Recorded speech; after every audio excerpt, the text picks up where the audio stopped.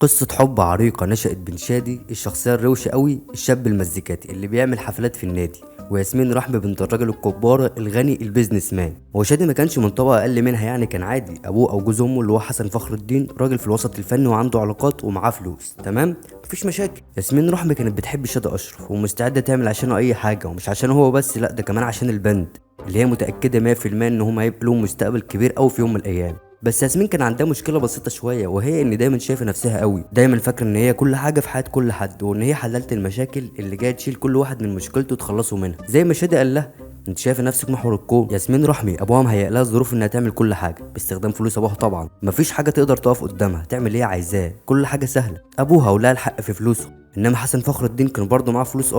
هو مش زي ابو ياسمين، بس مستعد يعمل اي حاجه عشان شادي وان البند بتاعه ينجح. بس شادي اشرف شخص عصامي اكتر، مش عايز يعتمد على حد، هو اسس البند، مش عايز حد من براه. هو عنده عزه نفس قوي، حسن فخر الدين مش ابوه، بس ده ما يخليش ان ليه الحق انه ياخد منه فلوس، وهو حاسس طول الوقت ان حسن مش مجبر انه يعمل حاجه عشانه اصلا. شادي بيحاول يخلي حسن فخر الدين يكرهه بكل الطرق، بس برضه هو لسه شايف ان شادي احسن حاجه في حياته، عارف، حب صادق. حسن مش عايز منه حاجه غير ان شادي يحقق حلمه وخلاص. انما ياسمين كانت بتعمل كل حاجه عشان شادي، عشان يحبها اكتر. هي ما كانتش بتحب شادي، هي كانت بتحب نفسها مع شادي، لان شادي كان هو الوحيد اللي بيحسسها بقيمتها كياسمين. كل حاجه قدامها سهله وتعملها، لكن شادي صعب انها تطوله. ودي نفس الفكره اللي بين شادي ونور بالظبط. عشان ياسمين رحمه كانت سهله المنال، شادي اصلا او شادي اشرف كان بالنسبه له الموضوع عادي ومش فارقه، هي كده كده هتيجي لو رميتها، مفيش اكشن في العلاقه. وعشان كان شادي كارف لياسمين فهي حبته، وده يفسر حبه وتعلق شادي بنور، عشان هي ما كانتش شايفاه اصلا. شادي كان مصدق نفسه جدا انه هيبقى حاجه، فازاي دي مش شايفاه ومش معجبه بيه؟ الستيج بيتهز لما البند وشادي بيكونوا عليه،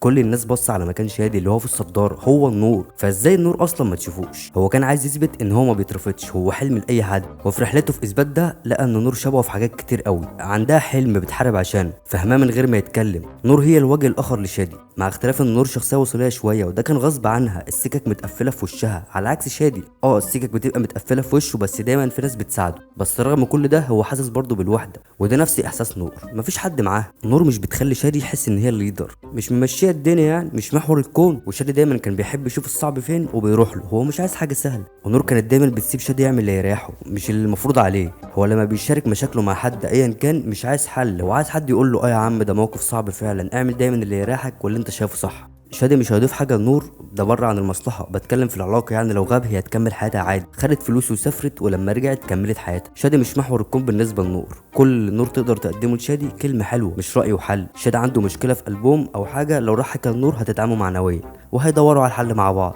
انما ياسمين هتدعمه ماديا والموضوع هيخلص على طول، مفيش اكشن. يعني نور شخصيه طموح، عايزه تبقى حاجه مهمه ومش عايزه تتنسى زي شادي بالظبط، وده كل اللي همها، عايزه تحط حجر الاساس وتكمله. انما ياسمين حجر الاساس موجود من الجدود اصلا، فاي حاجه هتعملها بعدها هتكون سهله. ابوها اتنسى لما مات، وبكره هي كمان تتنسى. وغير كده وكده ياسمين لسه مش ناضجه كفايه، كل ما يحصل بينهم مشكله تروح لادهم السلكاوي، الولد اللي اصلا شادي بيكرهه، دايما بيحصل بينهم مشاكل، وكل ده عشان تغيظ شادي بس مش اكتر. دي كمان راحت وشاركته في مشروع منافس لمشروع شادي، انت متخيل؟ شادي ونور وجهان لعمله واحده. شخصيه نور نصابه ووصوليه من الاخر بقى، والشخص الوصولي بيعرف يلعب قوي على حته العاطفه، بيسرق الثقه والمشاعر من غير ما تحس، وده طبعا قبل ما يسرق الفلوس، وده اللي نور عملته مع شادي، وده برضه اللي شادي عمله مع ياسمين. عشان ببساطه دي المنتج اللي عنده ايمان بالبند ومعاه فلوس، هتدخله من النادي كمان اللي ممنوعين من دخوله عشان يعملوا حفله ويغنوا. وبرضه ياسمين شخص وصولي برضه، يعني كلها علاقات غير سويه بالمره. كانت بتستغل ادم السلعكاوي وجوازها منه عشان تحل خلافاتها مع شادي.